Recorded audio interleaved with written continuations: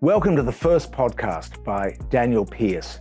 We'll be rolling out a podcast every month or two, so you've got a bit of long-form content to get your teeth into or do the washing up and listen to it. It's looking into the Senate inquiry in media diversity in significant detail. These are big issues: the concentration of media, the dominance of Rupert Murdoch and the commercial operators who also get corporate welfare from government and trot out the government line. So enjoy this one and look forward to the next ones because they're going to be good.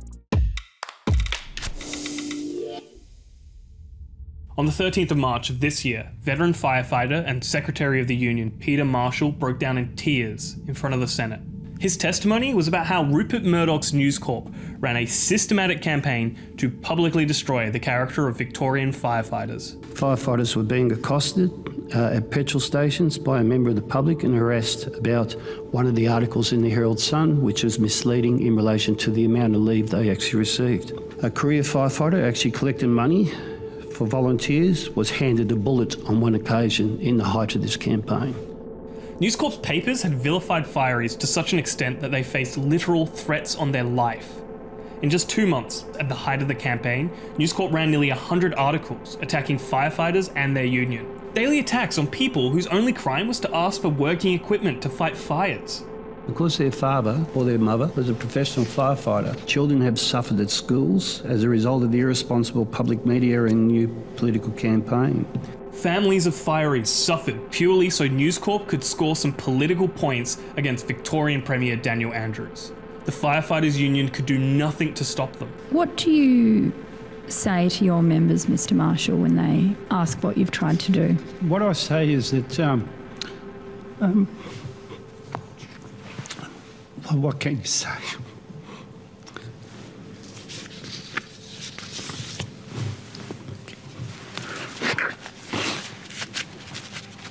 Excuse me, I'm sorry. No, it's okay. I mean, I think we've all heard the testimony and the weight of the pain of the members that you carry on your shoulders. The experience of Victorian firefighters was just one of many stories heard at the Senate inquiry into media diversity. The inquiry heard over 20 hours of testimony, receiving more than 9,000 pages of written submission. Most news outlets ran 3 to 4 articles centering around what Kevin Rudd or Malcolm Turnbull had to say. My name's Daniel Pearce, and I've been following the Senate inquiry into media diversity for a while now. Today I want to talk about accountability and the lack thereof for journalists. But first, some context on our media landscape. A lot of people read the news, but few care who creates it. Which stories are told and which are kept from the public is a decision made by largely anonymous figures. News Corporation is one such figure. To many, a source of hatred and fear, News Corp is a multinational run by the Murdoch family. Best known for Fox News, News Corp spans 3 continents and controls more than half the newspapers in this country. The Australian, Herald Sun, Courier Mail, Daily Telegraph, News.com.au and Sky News are all part of News Corp's stable. News Corp's influence on Australian politics is profound. The most powerful political actor in Australia is not the Liberal Party or the National Party or the Labor Party. It is News Corporation, and it's utterly unaccountable. It's controlled by an American family, and their interests are no longer, if they ever were, coextensive with our own. News Corp over the last decade has conducted several politically motivated campaigns, often running weeks of personal attacks on the front pages of their papers. Former politicians and public figures kind of describe News Corp like a paper mafia, where those in public life need to bend the knee and kiss the ring or have their darkest secrets exposed for the public. The truth is, and probably the uncomfortable truth in this building, is that everyone's frightened of Murdoch. They really are. There's a culture of fear across the country. And the fear is rationally based. They've seen many cases of individual political leaders and others who have had their characters assassinated through a systematic campaign by the Murdoch media. In other words, what the Murdoch mob are after is compliant politicians who won't rock the boat. In fact, even better if they provide them with taxpayer dollars to assist them on the way through. But for the rest of us, the unspoken word about the Murdoch media empire in this country and in this building, where I have spent many years of my life, is it's not in your personal political interests ever to go after Rupert Murdoch or Lachlan Murdoch, because they'll get you. And therefore, if we in 2021 have to deal with such a culture of fear in this building and across the nation, where the Murdoch media monopoly is the monopoly which dare not speak its name, we can't mention the M word because we know it invites retribution. That's just dead wrong for any democracy. News Corp is a specifically bad actor when it comes to journalism, and their journalism pops up everywhere. News Corp stories, more often than not, set the agenda for the day's discussion. I apologise, I'm going to have to run you through some Media Studies 101. In most commercial radio, for instance, they don't employ, obviously, a big team of news journalists, and they depend on papers, on news from other sources, and they do what we call rip and read. I mean, if there's a little, commercial radio, not even little ones, big ones too. They just see a story, what's leading, what most interest is in the paper that comes that morning, and they rip it out and read it. Away it goes. They don't do any investigation or value add to the story or anything. What is covered on any one day by radio and television, and by extension Facebook, Google and YouTube, more often than not originate from one of four major sources: the ABC, 9 Fairfax, 7 West and News Corp. The major newspapers set the news for the day, and it's the thing that those radio stations, for instance, and morning TV, they're chasing their interviews, and so they grab the Australian and Sydney Morning Herald, and they see what's on the front. If there's a politician quoted there, boom, get onto his or her press secretary, and they get a voice from the person. They do set the tone for the day. These paper proprietors have scores of journalists gathering news at the grassroots. In the pipeline of information, print journalists are like the miners, gathering the raw resources to give to the factories of radio talk show and TV to current affairs.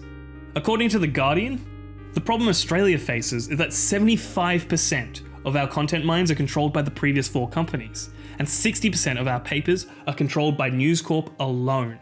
It's not really economically viable for a TV station to make and generate its own news. Your average TV report requires a cameraman at least, as well as your reporter and probably an editor. That's 3 people on one story. Whereas a print journalist can write multiple stories as one person. All they have to do is call up someone, get what they say, and write it down. Your average print journalist writes twice as many articles in one day as a TV journalist, and there are hundreds of them, not tens. Even if you haven't picked up a paper since Rove Live was cancelled, chances are the thing you discuss around the water cooler came from a newspaper. Today, I'm officially launching an official petition to the Australian Parliament, calling on the Parliament to establish a royal commission into the abuse of media monopoly in Australia, in particular by the Murdoch media, and to make recommendations to maximise media diversity ownership for the future lifeblood of our democratic system. You see, the truth is Murdoch has become a cancer, an arrogant cancer on our democracy. Enter former Prime Minister Kevin Rudd. In October of last year, Mr. Rudd launched what would become the largest e-petition in Australian history. 500,000 Australians said, "We want a royal commission into the Murdoch media." With the weight of public will firmly behind a royal commission, the government set up the next best thing, a Senate inquiry chaired by the Greens? Because it was chaired by Senator Sarah Hanson-Young, there's no obligation really for the government to do much with it, and there's no indication that they are going to do. Democracy in action, ladies and gentlemen. To be fair, just because the government doesn't care what the inquiry has to say, doesn't mean the inquiry is completely pointless. People can't lie to the Senate, and people from all walks of life got their chance to be heard by the Senate. I want to show you their stories, because that's what matters. While I do so, you're going to hear 2 voices, time and again. Let me introduce them. You're telling me, Mr. Miller, that headlines in your own newspapers don't participate in character assassination at all? That this is just in the world of Twitter trolls, is it? I disagree with the word assassination. We ask tough questions. What does the headline "Dictator Dan" mean? That voice is the chair of the inquiry, Green Senator Sarah Hanson-Young. Mr. Miller, just to be clear, you've known for quite some time that you're invited to this committee. Yeah. You're invited because you are the head of the business. Yeah, that's right. I'm surprised that you wouldn't have some more fulsome answers for Senator I'm just Carr. trying to clarify the definition of revenue. Yeah, well, look, I'm not here to play technical games with you. I'd like your assessment of News Corp's share of the market in Australia. We're talking about print. I'm going to come to the rest of it. By print, this is to give you an opportunity to tell this committee what your assessments are of your market share in this country by revenue in print. The person trying to get a straight answer in that clip is who I've designated as the disappointed school principal of the Senate inquiry, Labor Senator Kim Carr. Just to let you know, that argument went on for like a full 10 minutes of News Corp's hearing. Let's return to the Fireys. Their story is important because it shows exactly how Murdoch's News Corp runs its political campaigns. With 113 articles, 84 print pieces over a 60-day period, totally misrepresenting the real case. In fact, making outrageous claims about no firefighting would commence unless there were 7 professional firefighters on the ground, that senior officers wanted chauffeurs to drive them around, that they had extraordinary amount of leave. All those matters were untruthful. Let's just take in that absurd idea.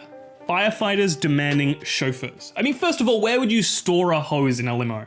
Secondly, my 4-year-old nephew assures me that fire truck trumps stretchy car when it comes to coolness. But in all seriousness, people believed what the Herald Sun wrote about those firefighters. Blatant lies were being published on the front page. What could the firefighters do? Well, they tried complaining to the Herald Sun.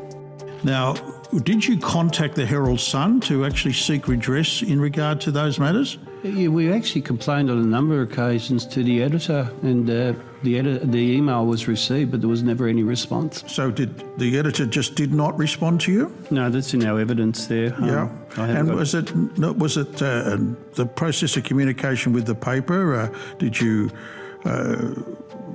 communicate with anyone else at the paper other than the editor? Yeah, we actually told reporters there was, we called a press conference to correct one of their misleading articles in relation to leave. And rather than actually run with the correct figures, they were saying that firefighters were having 196 days of leave, which was just totally inaccurate. With the paper ignoring their complaints, the firefighters were left with 2 options: defamation and the press council. And so normally a person would have 2 courses of recourse open to them, or an organisation. That is legal, being defamation against the outlet.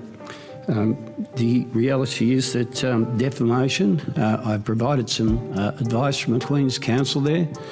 Defamation is around $250,000 in cost.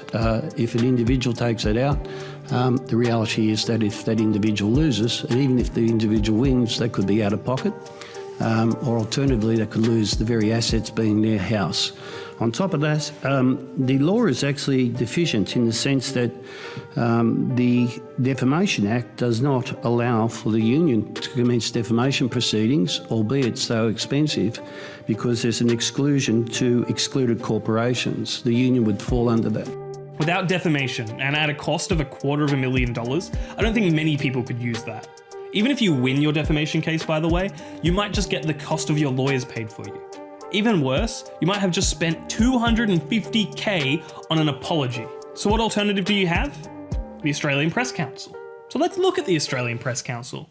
It's supposed to be the print regulator in this country. Now, there's been, I think, horrific evidence presented to us today concerning the failure of the Press Council, failure of people that have been gravely wronged to get any respite or justice through the current administrative arrangements and legal arrangements in terms of the way that newspapers can move against individuals and organisations. Are you familiar with that? Yes. Yes. What do you say to the fact that the Press Council has been is such a paper tiger? Well, I say it's true that it is, and it's a tragedy. And it's part partly a result, yet another result of the lack of diversity, because the financing of the Press Council is proportionate depending upon the circulation of the paper. So once again, News Corporation is a dominant force in the financing of the Press Council. Clearly the Press Council lacks independence. It always has. I must say, in defence of the Press Council, that it's not a pleasant experience appearing before it. I used to be the Press Council advocate for firstly the Sydney Morning Herald and then the Age, going along to defend the indefensible before people like Hal Wooten, who was a former Supreme Court judge. But I think that the Press Council over time has proved to be ineffectual, and I think the evidence for that is that the media members tend to treat its findings with contempt. Even when they publish negative adjudications against them, they'll be published as far back in the paper as possible under a heading that says something like Press Council Adjudication number 1506. No sign of a verb or a noun anywhere. And that second voice is Dr. Dennis Muller. He's a researcher at the Centre for Advancing Journalism. We'll hear more from him later. The Press Council is a paper tiger, used by the media to shield itself from scrutiny. Entirely funded by the paper industry, it's about as independent as my foot is independent on my leg. Its only real punishment is to force a newspaper to publish an apology. Appearing on a 15-minute show presented by Paul Barry each week is considered a stronger punishment for news companies than anything the Press Council has done in the last 46 years. This is how the Press Council dealt with the fireys. We used the appropriate body, being the Australian Press Council. We submitted the articles that the Herald Sun put out. The Press Council wrote to us and said, we haven't got the resources to deal with the volume of articles. It was around 113 over a period of time. So their remedy was to take a selection of 4 and put that to the Herald Sun. That was totally inadequate. This is like the cop saying to you, look, I know they stole your TV, set fire to your dog, kidnapped your kids, and ate the last slice of pizza in the fridge. But could you just choose one of those crimes for us to prosecute? We're a bit busy at the moment, paperwork. Even if the Press Council had the resources to deal with the firefighters' complaint, they would achieve next to nothing in terms of punishment. If someone's either quoted you saying something that you never said or made some slur on you and you want to make a complaint, what you need is that to be quick, inexpensive, and actually meaningful. That doesn't really exist. That's we do have mechanisms for that, but I'm by far from being alone in saying that they don't work particularly well in this country. So you make a complaint and it's upheld. The newspaper or the offending newspaper will write a short article saying, this is what the Press Council's found and they upheld the complaint, and that's it. If they want to write something similar again about you, they can actually go and do that. You can make another complaint and you can just keep going around the mulberry bush. Even if you get them to admit that they lied, they can turn around and print those exact same lies the very next day on the front page. Thanks, Madam Chair. I mean, look, as I said, imbalance of power, we talk about that a lot, and the law is supposed to be equally protective of reporters and firefighters. But the imbalance, 126 million people read that paper, 350,000 distributions. I mean, how does a little union like us, combat that sort, even with social media? But more importantly, normally they'd be open to legal recourse. There's no legal recourse. And what's most disappointing is that in 2012, all the issues and failings with the current system were canvassed at length, and there was a recommendation for a statutory body to make it accountable. And it didn't happen. If that had happened, the very people that this Senate found gave their life and protected the community would have been protected in law from the vilification by the Herald Sun. 2012 wasn't a very good year for News Corp. After a year of immense scrutiny, 2 major reports were released: the Leveson inquiry and the Finkelstein report. Both were launched in the wake of the revelation that News Corp had hacked into the phone of a murdered child. At first we were able to leave messages, and then her voicemail became full. Yes. And then you rang, and then you just got the recorded. We are unable to leave messages at the moment. And this had gone, so I was used to hearing that, and we'd gone up to the Bird's Eye building to look at the CCTV, and we were sitting downstairs in reception, and I rang her phone. Yes. And it clicked through onto her voicemail, so I heard her voice. Yes. And it was just like I jumped. She's picked up her voicemails, Bob. She's alive. And I was just, it was then, really. For glorified entertainment value, they convinced parents that their murdered child was still alive. Well, I say it was a bad year, but it clearly didn't end up mattering much to News Corp. In the UK, they changed their name from News UK to News International and closed a single paper. In Australia, literally nothing changed.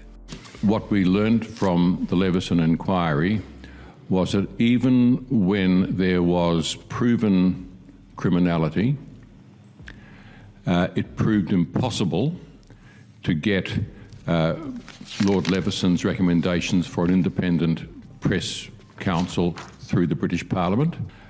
So it taught us that the power of the Murdoch press in England, and it's at least as great here, is sufficient to block significant reform. I think that's the first lesson to come out of the Leveson inquiry. The second is that even when you get dreadful revelations of this kind, the public interest in it evaporates rapidly, so there is no countervailing political pressure brought to bear on the Parliament to do anything about it. So in a sense, you've got extreme pressure from one side, in that case Murdoch, and in a sense no countervailing pressure. So I think they're the two lessons I take away from Leveson. On balance, News Corp was proven to have not done any phone hacking in Australia, but I'd argue that it speaks volumes to the company as a whole that it happened at all. I highly recommend further reading into the Leveson inquiry. It's a tragically fascinating part of recent history. Dial M for Murdoch is a pretty good place to start. Australia has a remarkable history of failure when it comes to reform. You're a consultant to Finkelstein, and I take it you've obviously studied his recommendation. Oh yes. And you maintain the view that you thought it went too far. I thought the statutory authority went too far. The Convergence Review came up with a more, I think, moderate proposition, but at any rate, I think it'll be very difficult as a matter of practical reality to get a statutory authority up in Australia, and I Why? think because the media barons are too powerful. Well, look what happened to Finkelstein and Ricketson. They were Stalin, they were Kim Jong-un. I mean, the political fire. Go back to Robert Menzies in the 1930s. We didn't have the guts. So you think, and that's why Finkelstein was stymied. Is that what you're saying? Yes. And you think those forces would still stymie any proposal? I do. Yes. So it's not. So for lack of political gumption, is that the issue? Yes. Precisely. That's a profound observation to make, that the political system lacks the gumption to actually do anything about accountability? I think the runs are on the board, as they say. I mean, there've been the Finkelstein inquiry, the Convergence Review, any number of royal commissions going back to the 1950s have tried to tackle this question and have got nowhere. For those of you playing at home, Dr. Dennis Muller is saying that for the last 70 years or so, the government has been trying and failing to regulate the power of the media. Professor Matthew Ricketson is the person probably second most responsible for the Finkelstein report. He said this prophetic line when it was released. The pattern by and large with inquiries into the news media both here and overseas is that they find self-regulation is failing and they exhort industry to lift its game, to which industry solemnly nods, but then does next to nothing. Several years later, usually after a particular media atrocity, another inquiry is established and the cycle begins again. My guess is the atrocities this time is twofold. 2019's bushfires and the siege on the Capitol in Washington, D.C. I spoke to Professor Matthew Ricketson to see what he believes has changed in the last 9 years. The three countries that News Limited seems to have the strongest market penetration also seem to be having massive issues with their democracy. So have they lost power since the Leveson inquiry, or have they gained power since then? In some ways they've lost it, and in other ways they haven't. And I think the fragmentation of the media that was occurring immediately prior to the phone hacking scandal and in the years immediately afterward suggested that the big media companies were kind of no longer as powerful as they used to be. The old press barons in England and other countries of the early 20th century and so on. There's certainly more fragmentation, and big media companies, in this country in particular, that is News Corporation Australia, still have an enormous amount of power. And I think that's for a couple of reasons. One is they have newspapers in almost every state and territory around the country, and there are fewer competitors. I mean, you know about their competitors in Sydney and Melbourne through the 9 entertainment company newspapers, and over in the West through the West Australian, owned by West Australian Newspapers.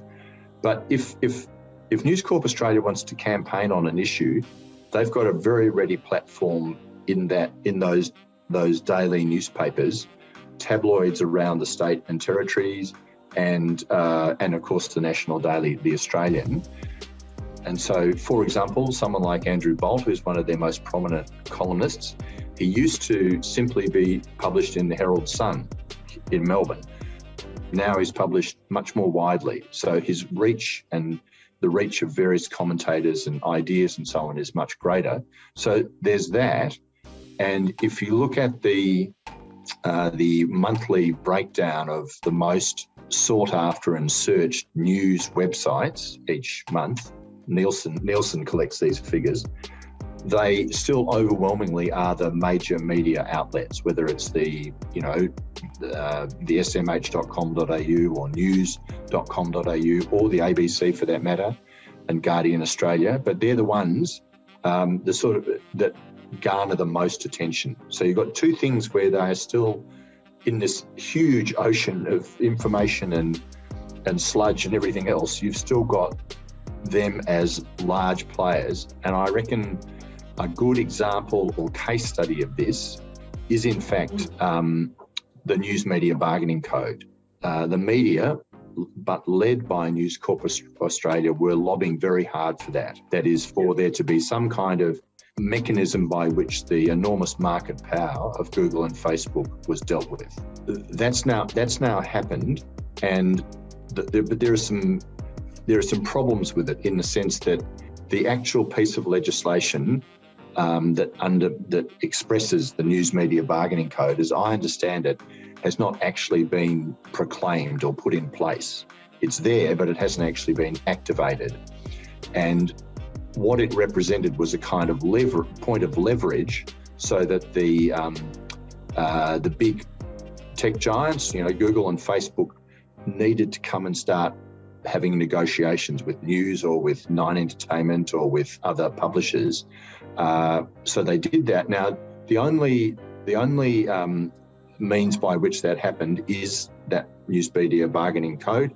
It was lobbied for consistently and strongly by the media, but in particular News.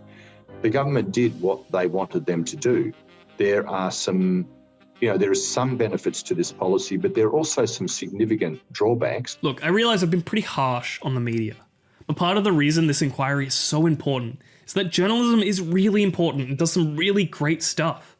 Without journalism, we wouldn't know about the sexual misconduct at Parliament House. Without journalists like Anthony Clan, we wouldn't know that the banks were ripping off people's supers, potentially killing their retirement. Look, most media companies do some excellent journalism, including News Corp. However, when it comes to politics, more and more outfits, and News Corp especially, are moving away from balance towards propagandizing to their audience. Allowing the power to choose what stories are told to be concentrated in too few hands can lead to nothing but the erosion of our freedom and our democracy. What campaigning in journalism has morphed into in more recent years is campaigns that get run, and I am thinking particularly here of the way News Corp Australia publications do it, where they campaign on a particular issue to the extent that virtually any alternative perspectives are excluded from not only from their opinion pages, but from their reporting. And these are not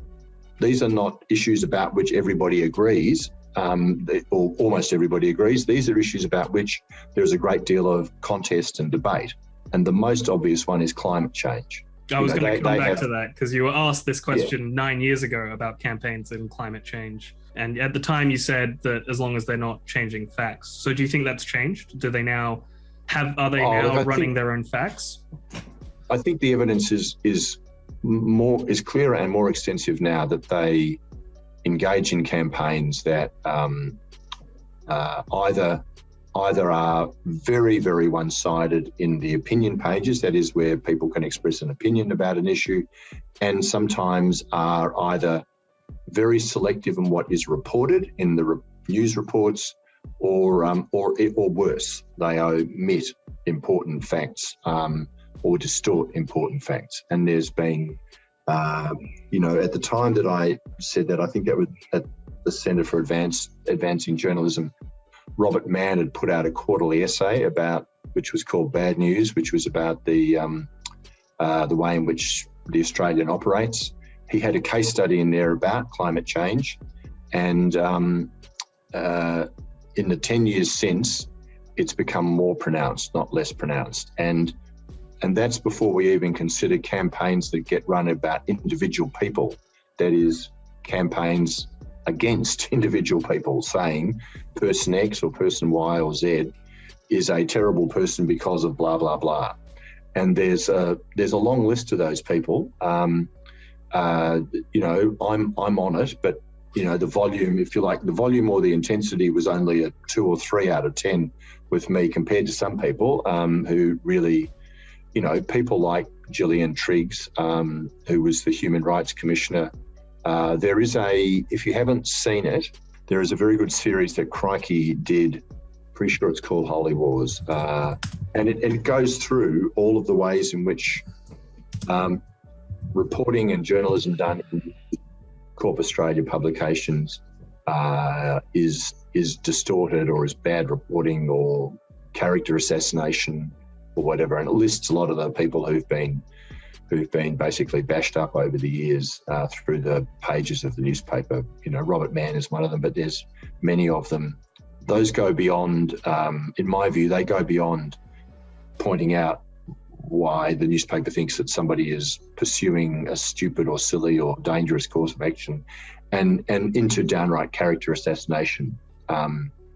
So if that's campaigning, I don't think that's good campaigning. I think that just becomes bad journalism. And I'd like to ask if you think that is News Corp specifically, as the entity, a particularly bad actor in the market, or are 9 Fairfax and 7 West as susceptible to this sort of far, they engage in those sorts of campaigns far less than than News Corp Australia publications. That said, a couple of exceptions spring to mind. The resolute support that 7 West media outlets are giving Ben Roberts-Smith in his defamation action against 9 entertainment company newspapers. And the chair of 7 West Media, Kerry Stokes, has backed that action all the way. That is obviously before the courts at the moment, and is being contested vigorously right now. Assuming you had a problem with what Kerry Stokes and his company were doing in that context, it's not what that company does frequently or routinely, I should say. It is a routine thing that happens in News Corp Australia publications. This company owns 60% of our newspapers. No good can come from allowing the press to be wielded as a political weapon, as it is by News Corp. What's especially worrying is the way that news is being suppressed to fit a particular narrative. We expect that from banana republics, not here.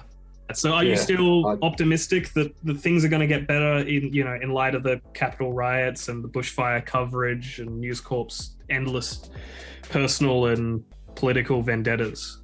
Are you still optimistic that things will get better? I still think that, because otherwise you kind of give up, and you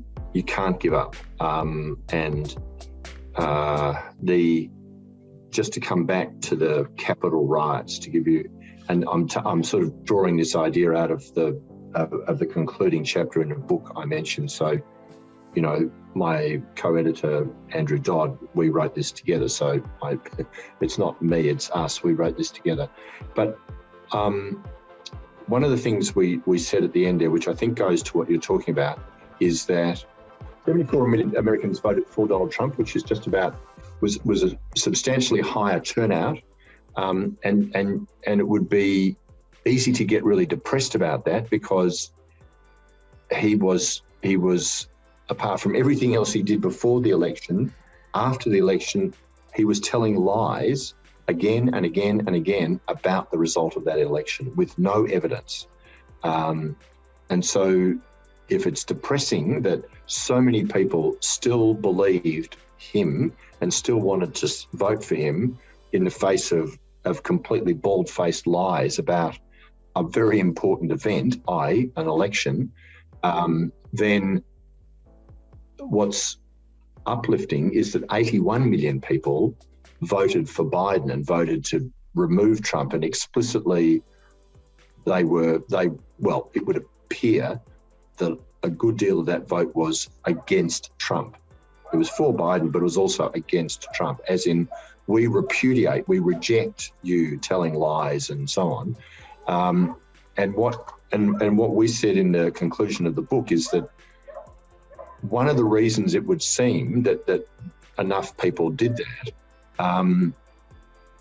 was because of good journalism being done about the Trump administration and what it was doing ever since 2016 on the election campaign.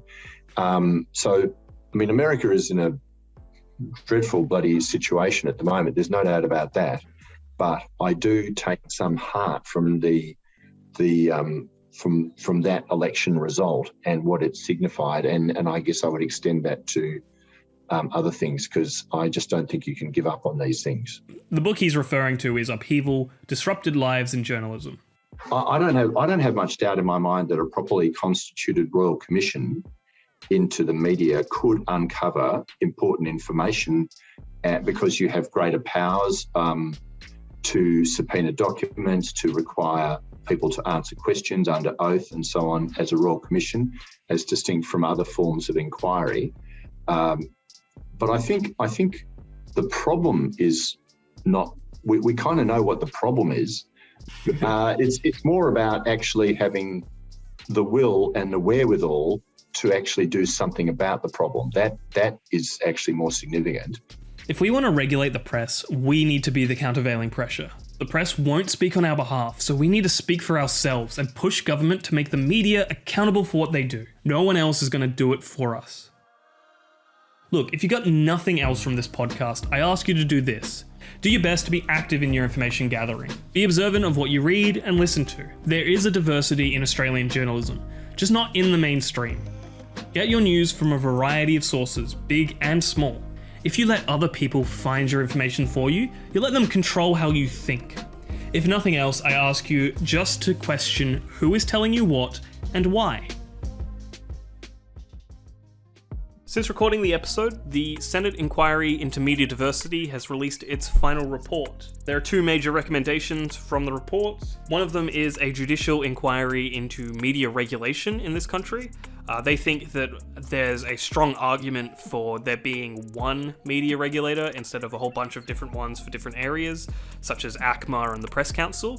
It's a really interesting idea because they're talking about how the internet has sort of made all media one thing rather than lots of separate things. So they're trying to suggest that we have an inquiry to see whether or not it would be appropriate to have one body basically look at print, internet, TV, radio, all of that. The secondary recommendations are a bunch of ideas to increase media diversity, such as funding news wires.